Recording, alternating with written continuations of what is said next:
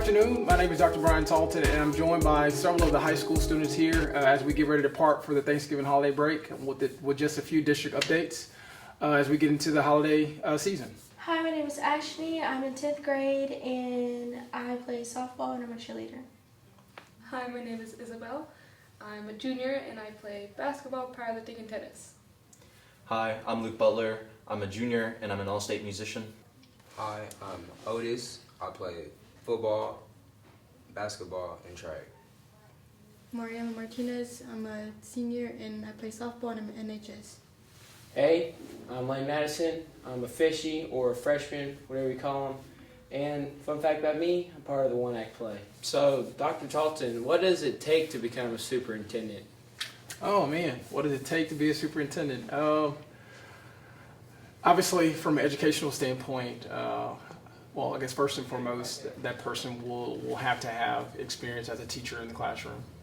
And obviously you'll want to have several years in the classroom because the superintendent's role, just like the principal's role, they have to have a strong instructional leadership background. So they'll definitely want to be a teacher.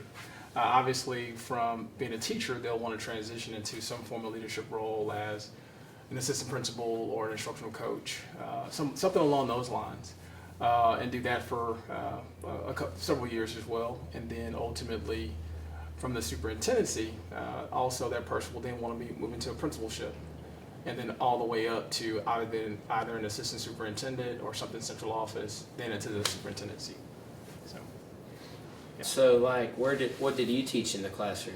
So I actually taught, I was a biology major in college, so I actually taught science, but I also worked in the special ed department. So I taught science, but I also taught English, because I like to write.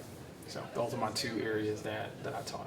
Did you coach or anything? I did not coach, no. I was strictly, my background has been pretty much all academia, so no coaching experience for me. What pushed you to be a superintendent? It was just something what I wanted to do is have an even greater impact. This is my passion, being an educator. This is my 16th year, and I've been in both large and small school districts in the greater Houston area, mostly suburban districts, Fort Bend ISD and Spring Branch ISD. And then I had the opportunity to be a junior high principal at Hardin, and so I had a great experience there. And then I was just afforded so many opportunities. I was a junior high principal for 1 year, and then I moved up to be the high school principal. High school principal was my favorite job so far. It was really a great experience there, and then I had an opportunity to move to become a superintendent that presented itself. So how about this 4-day school week, and how did our administration come to agree on taking Friday out? Yeah, so obviously a big change, obviously going from a 5-day week to a 4-day week. And like I said, the last time we talked about it, it was really centered around making sure we have the best teachers in front of students. We're facing statewide a teacher shortage. There's lots of districts that are facing similar challenges, and we feel without a shadow of a doubt that this will allow us to do a better job recruiting and retaining teachers. We can't do nothing without teachers in the classroom. That's where everything starts and stops. So we just want to make sure we're doing everything we can to market the district. We did talk about, again, Fridays, Mondays. Obviously, there was lots of conversations around it. So what we started looking at was trying to make sure that going into a 4-day week, we're maximizing instructional time. And so what we also knew from the surveys, from parent feedback, student feedback, faculty and staff feedback, also talking with other districts that went to a 4-day week, Friday being off has more impact on the instructional program, being that Fridays, there were some people that said Fridays are days where it's not a whole lot of instruction because of certain things that may be going on campus. You also have students that travel. If you have an FFA trip or a game or a track meet or a tournament, you're likely to leave school early or you won't be here on Fridays. And so those are things that came up. And so we also have, when we do have certain things that come up, parents pick their kids up early on Fridays. That's always a thing, so that was something we looked at. Like I said, we looked at feedback from all parties, all stakeholders, parents, guardians, students. We looked at all of it. And so obviously going to a 4-day week, I mean, again, the goal is to make sure we're prioritizing instruction. And we know, for example, depending on where we travel, students are not here on Fridays. Baseball tournaments, softball tournaments, basketball tournaments, track meets. We also looked at, for example, dual credit, which is something we're pushing. Is their schedule aligns with Monday through Thursday, more so than, you see what I'm saying? So these are just things that we have to consider. Certain situations where you may have some businesses that may close early on Fridays, but then on the flip side of that, on Mondays, you have some businesses that are totally closed. You know, so these are all of those different pieces that came into play that led up to a Friday. But first and foremost, it was really prioritizing instruction. So, will we still have our advisory period next week? I'm not sure. I know right now, I believe so. I know they're working on the schedule right now. A lot of it is in getting ahead of has been planning. Everything is centered around planning for the 4-day week. Are the school days going to be longer next year? Yeah, school days will be 45 minutes longer. School will start regular time, 7:45, and then the school day will end at 4:15. How do you think that this is going to affect kids that are in, I'm trying to think how to put the question, so kids that are in lesser fortunate homes, this 3-day week, you know, usually they would have 5 days where they could get a meal for free, you know, thanks to the administration, you know, implementing the free school meal plan. And I just want to know how you think that's going to affect, you know, homes that are less fortunate. And those were all factors that were considered. And so what we're trying to do right now is make sure we're partnering with, like, for example, I'm going to be partnering with the Texas Workforce Commission and different local churches and organizations in the area to kind of help alleviate those concerns. To bounce off his question, what about for parents that have younger kids that they go to work Monday through Friday and they've been from 9 to 5 and are just not able to care for their kids on Friday, and that's why schools work greatly for them? And that was what I was mentioning to Luke. That's another reason why, like I said, I've talked with, a few weeks ago, we had the Texas Workforce Commission was here. They presented the JET grant that we had. I don't know if y'all saw that out front. We were up front a few weeks ago. And so in talking to their rep, they have vouchers they will provide to help parents with childcare. Up to, I want to say it had to be at least 75%, if not all, of what it will cost for the child to go to daycare on the day we don't have school. And you're going to be able to communicate with these parents. That's correct. We'll have a list of resources and reach out to parents and guardians about services they may need on the day we don't have school. And sometimes those districts obviously pay substantially more than what our district does. You know, so again, for us to market the district better, that was the reasoning behind it. You know, we do have people that commute in. You know, there's some people who live locally. You do have some that actually commute in from those areas. And so if they can do it for 4 days, and then have more family time on Fridays, time of travel or family time, definitely it's going to be an added value piece as well. So that's great. Yeah, and so for us, you know, the district, we lost 49 teachers last year, and also we had situations to where we had teachers that were coming to us.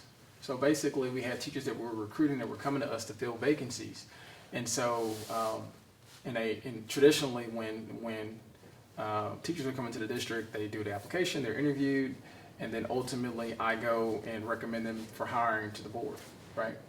So basically, between me recommending them for hire to the board, they decided to go to a Conroe or New Caney. Yeah. Instead of Saturday schools, would we then have Friday school? You said Saturday school? Yeah, instead Yeah, of if Saturday need be, school. absolutely. So if we have situations where there's enrichment, as far as House Bill 45, or any type of tutorials or enrichment, we can do that on a Friday. Yeah. So that's an option that's out there. What about the people that have sports? And because for my last basketball game, when we didn't have school Friday, we came up to the school early, where it would have been during Saturday school time, and we went and we practiced and we warmed up for our game later in the day. What about the people in athletics or in sports? Will they have to miss their warm-up and practices to come? Yeah, so in those situations, those are going to be situations that we'll have to, it's going to be a situation that's going to be needed, you know, in terms of academics and practice. Obviously, the game won't be into the latter portion of the day, which will be after school hours, which means that student, obviously, for me, will receive their enrichment first and then be able to go to practice versus going to practice and then going to enrichment. Because ultimately, you'll have, let's say, for example, if students have to report for enrichment and they're here from 8 to 11 or 10 to 12, that still gives that student plenty of time to still go and practice before the actual game. That probably won't start until, with our day ending at 4:15, the game probably won't start roughly. I think game started, 5, 6, somewhere in there. So it still gives them plenty of time to practice. So, will there be transportation for kids on Friday Absolutely. who like don't Yeah. have the transportation to get up here for? Absolutely. So what we're looking at right now is I visited with Coach Stanley last week. So we'll be looking at making sure that all students can get here. Students that are involved in any extracurricular activities, be band, football, basketball, cheer, anything. Those students will be able to get here before the game starts within obviously a reasonable amount of time in terms of making sure that more of our coaches have their CDL certification and so on and so forth. We do have buses available, but the goal will be is to make sure that all students don't miss out on anything extracurricular due to us not having school on that day. Going back to the teacher shortage, since it's such a big problem, why don't we have classes for going into teaching like we do for health and culinary? Yeah. So currently, I know right now there is, I want to say there's one course that I know we offer at the high school where they actually can become an instructional aide, which then ultimately the pathway can be a situation from an instructional aide all the way up through a teacher. But we also have a program through Hartwell University to where anyone in district that wants to teach can actually work on their degree, and they also can work to get their certification. So it didn't really matter what their role is within a district. If they have their obviously high school diploma, they then can go and actually begin taking courses to actually become a teacher. So that way we have our own, we're building our own pipeline of teachers of people that are interested. So that, let's say, for example, if someone is working as an aide or someone is working as far as cafeteria staff or maintenance staff, they want to be ultimately work to become a teacher. We have a program where we as a district also help offset some of the costs for them to actually earn their degree and a teacher certification. So is there nothing you can do before you end up getting your high school diploma? There's nothing that you can do. Obviously, that's gonna be the starting point of that is actually earning your high school diploma. And then after that, I mean, there's so many different programs you can pursue. Be it if you decide to work in a district like Hartwell University, that program is for anybody. They actually can pursue their degree. Then at the same time, you have your university programs, SFA, or you also have programs to where someone has a degree, they decide they want to become a teacher. They have alternative certification programs as well, to where you can have a degree in a different field, but you actually want to enter the teaching profession. You can do that way. It's already decided that we're going to 4 days. Yeah. So it allows us to kind of, pretty much get ahead of the job market as well, especially for teachers when we do have vacancies that may become available to be able to recruit, retain the best teachers that way. Again, our students have the best teachers in front of them. That's always the number one goal, is to make sure our students have the absolute best teachers in front of them every day. Is there any way we could bring back an open campus lunch to the school one day? Yeah, at some point, obviously right now with school safety, it's just things that I know, like, for example, I know this year, well, the first year, I know we were able to have our Thanksgiving lunch at some of the other campuses, but at some point, obviously, we'll hope to move back to being a little bit more open, but right now, we just want to make sure students are safe. With Fridays being off, how will activities such as pep rallies work out, since we usually do those on Friday? Yeah, so that's something that I know Dr. Bess and Mr. Graves and Coach Stanley will be working out, kind of how they want to coordinate those. Definitely to make sure we have school pride and spirit, those events. That's what those are for. And I think they're working to kind of coordinate how they want to do those. What do you plan on doing during Thanksgiving break? During the break, I'll spend some time relaxing, spending time with my daughters, spending time with family. We always play football on Thanksgiving morning, so I'm looking forward to that. Hopefully, I don't come back with a knee brace or a boot on my foot. But and then also have, like I mentioned, 2 classes that I'm teaching. Well, actually 1 right now. I have 2 in the fall. I mean, in the spring. For the master's program. For the master's program, yeah. So that'll be about it. Yeah. What are you gonna do during Thanksgiving break? Well, for my break, I'm gonna have like a little kickback, right? So it's gonna be me and some family members, and we're gonna, they're gonna bring food and junk like that. Okay. Okay. Good. Anybody else? Uh, I'm going to San Antonio to visit my family, and we Okay. always have a big, turkey, boil thing. It's really fun. Cool. I'm going down to Galveston with a bunch of family and cousins I haven't seen in a while. So. Okay. Awesome. My family, we're kind of trying to stay home, and just everyone from around is gonna come out to the country. Okay.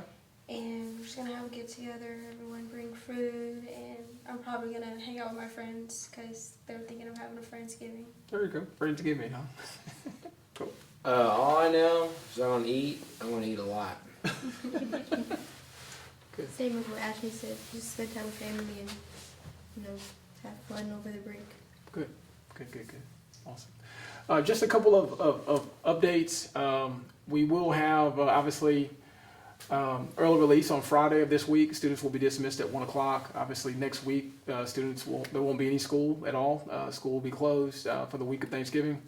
With school resuming on Monday, November 28th. We'll have 1 week back, and then the following week will be the first week of December, and students at the high school will be taking their STAR EOC retest, and that will start on the Tuesday of that following week after the break. So, Will their breaks be the same next year, like our Thanksgiving Yeah. and Christmas breaks? yeah, all of those will remain the same. All of those breaks will remain the same. Yeah. So we will still have a week out at Thanksgiving. We'll have 2 weeks out at Christmas, a week at spring break, and we'll still wrap the school year up before Memorial Day in May. Well, it was a pleasure to visit with you all. Just want to say happy holidays to all of our families out there, and thank you so much. Good job, you guys.